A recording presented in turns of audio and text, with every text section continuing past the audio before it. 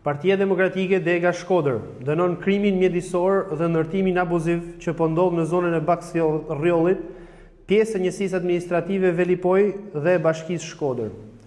Ky krim vjen si pasojë e abuzimeve me zhvillimet ndërtimore dhe interesa të ngushta të aktorëve të përfshirë dhe të mbështetur nga pushteti. Hapësira e fshatit Baks-Rjoll u nxorr fillimisht nga zonat e peizazhit të mbrojtur Bun Velipoj në vitin 2019 me qëllim për të rënë më e lehtë në kuadër të abuzimeve me ndërtimet dhe krimin mjedisor që po ndodh këto ditë.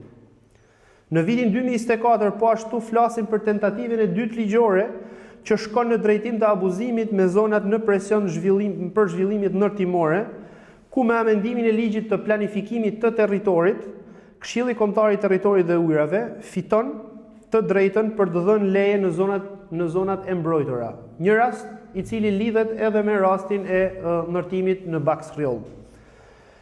Ky është rasti konkret i cili vjen si pasojë e kapjes së pushtetit nga interesa të ngushta të zhvillimit të territorit dhe në dëm kolosal mjedisor kundër çdo parimi të zhvillimit të qëndrueshëm dhe në kundërshti të plot me komunitetin.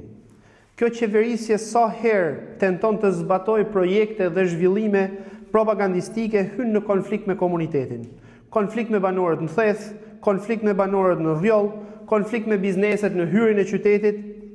Kjo qeverisje tenton ta përdorë popullatën si instrument për të mbajtur pushtetin, por nuk punon për komunitetin me qëllim rritjen e standardit jetesë dhe të mirëqenies. Nga ana tjetër, kemi një bashki e cila fshihet pas gishtit, e cila duhet të jetë mbrojtësja e interesave kryesore të bashkisë dhe e cila lën në mëshirë të fatit banorët e saj dhe nuk ka forcën të shprehë kundërshtin me projektin sepse funksionon si zgjatimi i pushtetit qendrës.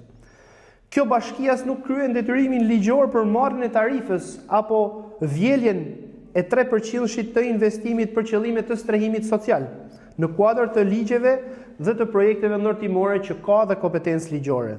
Si rezultat i kësaj, kemi një bashki e cila është e detyruar të heshtë për krimin mjedisor dhe një bashki të pa aftë për të zbatuar instrumentat ligjor që i përkasin. Partia Demokratike do të qëndrojë gjithmonë në krah të komunitetit, në krah të zhvillimit të qëndrueshëm dhe në krah të interesit publik. Ju faleminderit.